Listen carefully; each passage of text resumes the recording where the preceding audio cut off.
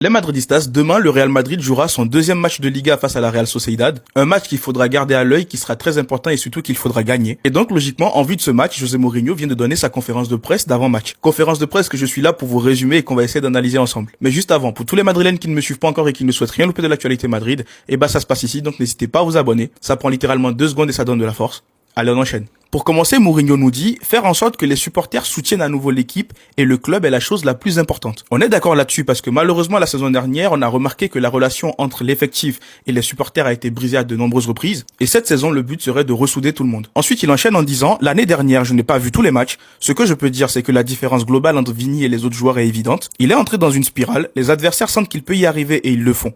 C'est comme avec les petits-enfants, ils ne vont pas plus loin que ce que vous leur permettez. C'est une situation qui ne me plaît pas, il a été frappé, ce qui est un acte d'agression, ça aurait dû être un carton rouge. C'est vrai, et les arbitres de Liga doivent apprendre à protéger Vinicius Junior. Bizarrement, en Ligue des Champions, on n'a pas les mêmes problèmes parce que là-bas, quand il y a des fautes sur lui, elles sont sifflées. Ensuite, on a l'un des journalistes qui lui dit, les gens à l'intérieur du Real Madrid disent que vous êtes beaucoup plus détendu et calme. La réponse de José Mourinho lunaire, il répond, donc vous avez une source à l'intérieur du club? C'est bien de le savoir. En fait, moi j'ai compris, les taupes n'auront aucune chance sous Mourinho. Là, il vient de mettre un coup de pression aux journalistes. Ensuite, les journalistes lui parlent de l'équilibre entre Bellingham, Vinicius Junior, Mbappé, est-ce que c'est un problème? Et il répond tout simplement, un problème, c'est quand vous avez des joueurs qui ne sont pas assez bons ou qui sont blessés. Ensuite, il enchaîne en disant, préférerais-je en avoir que 2? Non, je veux les 3. Les apports positifs qu'ils apportent compensent largement tout ce que les gens pensent qu'ils apportent de négatif sur le plan tactique. C'est vrai que tu ne pourras pas résoudre ce problème-là en 1 ou 2 matchs, mais n'empêche, ne vous inquiétez pas, moi si un joueur il est pas bon demain, je vais quand même le dire. Ensuite, il parle de Valverde et il dit je n'aime pas quand ils le font jouer à droite. C'est arrivé avec sa sélection nationale et par le passé.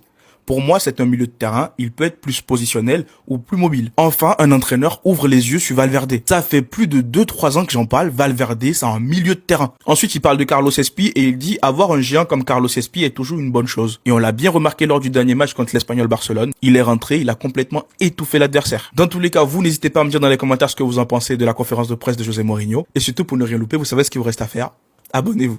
Le grand Mourinho qui lance des menaces à tout le monde était en conférence de presse avant le deuxième match des futurs champions de la Liga. Et personne n'aurait pu s'attendre à ce que le groupe soit dans cette dynamique après le premier match effrayant face à l'Espagnol. Mais avant tout ça, mauvaise nouvelle. Tchouaméni le GOAT ne s'entraîne même pas et sera absent contre la Real Sociedad. Comment va-t-on gagner sans lui? Concernant le marché des transferts, Mourinho nous dit il est fermé mais ouvert. À tout moment, on ramène Yamal dans les dernières minutes parce qu'il est plus heureux à Barcelone. Il nous dit également qu'il fait toujours confiance à l'arbitre avant chaque match et qu'il ne pense pas qu'il y ait un arbitre aujourd'hui en Espagne qui soit un ami de Negreira. Les Barcelonais, c'est pour vous. Il nous dit aussi que le trio Bellingham, Mbappé, Vini, autant éclaté qu'il soit, n'est pas un problème pour lui. À ce qui paraît, les aspects positifs, qui n'existent même pas, compensent largement les aspects négatifs sur le plan tactique. Moi, j'y crois pas trop. Et enfin, il revient sur le fait que les joueurs savent très bien qu'ils peuvent insulter et intimider Vini sans forcément prendre un carton derrière. Et ça, c'est réel. Au-delà du fait qu'il n'est pas le niveau en ce moment, j'ai l'impression que les arbitres sur le terrain, ils le voient comme le diable. Son traitement, il est complètement différent. Avant de se barrer, il rajoute un journaliste, vous avez beaucoup de sources, vous dites des bonnes choses, mais si vous parlez mal de moi, faites juste attention. Le Special One est vraiment de retour. De mon côté, j'espère que l'équipe va bien répondre pour la première au Bernabéu demain. Sinon, de votre côté, n'hésitez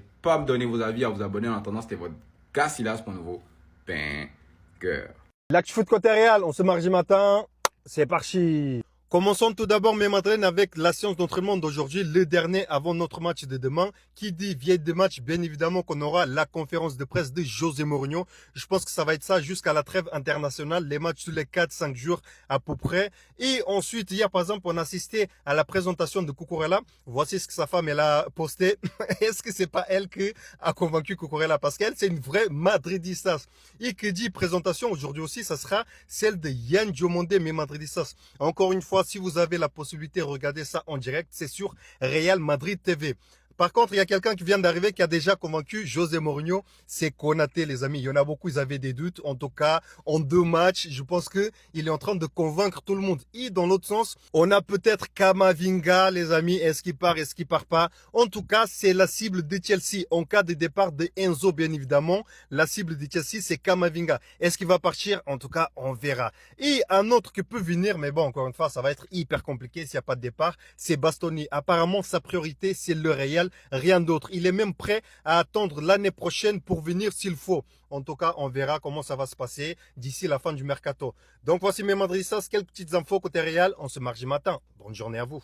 90 minutes de Real Madrid, mais avant ça, 60 secondes de preview. Demain, le Real Madrid affronte la Real Sociedad au Santiago Bernabéu. Voici le 11 de Benjoga pour cette rencontre. Comme vous pouvez le voir, il n'y a pas énormément de changements comparé au premier match. J'aurais seulement changé Trent Alexander-Arnold et Dumfries. Et sur le côté gauche, j'ai envie de faire goûter un petit peu le banc à Vinicius Junior. J'ai envie qu'il se sente un peu concurrencé, donc j'aurais mis Yann Diomandé sur le côté gauche.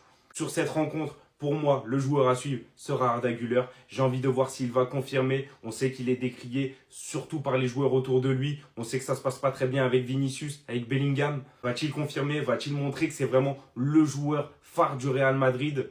Ensuite, la question qu'on attend tous avant cette rencontre, Kylian Mbappé, Pichichi de la saison dernière, va-t-il ouvrir son compteur en Liga pour cette saison? Dans les commentaires, j'aimerais bien avoir votre avis. Pour vous, va-t-il ouvrir son compteur? Oui ou non?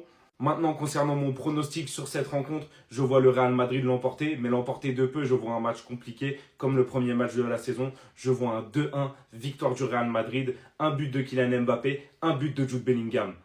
Chers madridistas, voici un petit récapitulatif des nouvelles du jour. Vamos. Double session d'entraînement aujourd'hui même pour le groupe Real Madrid. Demain matin, sous le coup de 10h, il y aura encore un dernier petit entraînement. Et ensuite, à 21h précise, deuxième rencontre de Liga espagnole face à la Real Sociedad.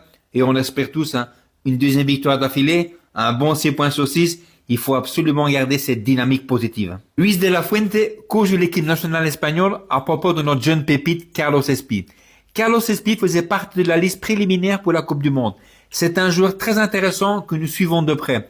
C'est un joueur avec un grand potentiel et en équipe nationale, ceux qui doivent y être seront présents. Et moi, je suis persuadé que s'il continue avec un tel niveau, à court terme, il fera partie intégralement de l'équipe nationale espagnole. Écoutez ceci, très intéressant. José Mourinho n'a pas de composition d'équipe fixe. Il y a 20 hommes capables de former la composition d'équipe type. Quand tous ces joueurs atteindront leurs conditions physiques optimales, nous verrons le vrai Real Madrid. Tous les joueurs ont faim comme lui. Quand moi j'entends ce genre de choses, ça me fait énormément plaisir. Des joueurs qui ont faim de football, des joueurs qui veulent absolument gagner au moins un trophée important cette saison. Mais quand j'entends qu'il n'y a pas d'équipe type, ça c'est quand même un pas que je ne franchirai pas. Pour moi, il y a certains joueurs dans le 11 de base qui sont tout simplement indéboulonnables. Et c'est pas simplement cette saison, c'est les autres saisons également. Qui jouent bien ou qui jouent mal, les Vinicius Junior, les Kylian Mbappé, les Bellingham et les Valverde. Dites-moi ce que vous en pensez en commentaire. Soyez attentifs à ceci les amis, ça en vaut vraiment la peine. Ça s'est déroulé avant la rencontre face à l'Espagnol de Barcelone, lorsque le groupe Real Madrid était en train de faire un petit entraînement. Rudiger enseigne à Diamandé quelques leçons sous le contrôle de soi. L'un des supporters de l'Espagnol Barcelone fait un geste obscène envers Rudiger. Rudiger lui envoie tout d'abord quelques petits baisers, puis lui dit de descendre pour qu'il se batte. Et il insiste. C'est sous les yeux de Diamandé et seulement quelques secondes après lui avoir donné des leçons de sagesse. C'est quand même un sacré personnage ce Rudiger. Ah là là. Si Rudiger n'existerait pas les amis, il faudrait tout simplement l'inventer. Allez, passez encore une agréable journée. Ciao les amis et à la Madrid. Ciao, ciao. L'actu foot côté Real, on se lundi soir. C'est parti. On commence tout d'abord, mes Madeleines, avec la séance d'entraînement de ce matin. Donc, on a aperçu Jude Bellingham avec le groupe. Donc, voilà, sa blessure, ça va mieux.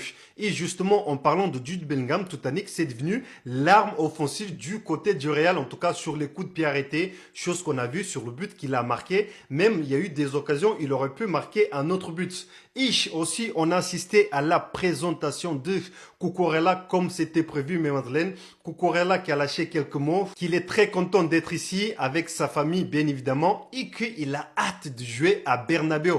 En tout cas, ça sera pour mercredi, Cucurella. Attends un peu.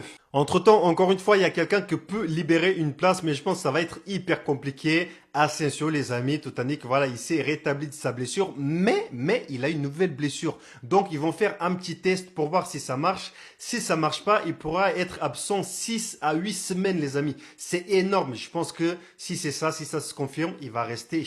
Un autre aussi que beaucoup attendent son départ, qui peut libérer une place, c'est Camavinga. Apparemment, la Juve a contacté le Real. Ils sont prêts, entre guillemets, à mettre 70 millions. Mais, encore une fois, moi, je continue sur ma position. Pour moi, Camavinga, il doit rester jusqu'à la fin de la saison et après, on verra. Donc, voici mes madrissas, quelques petites informations. On se lundi soir.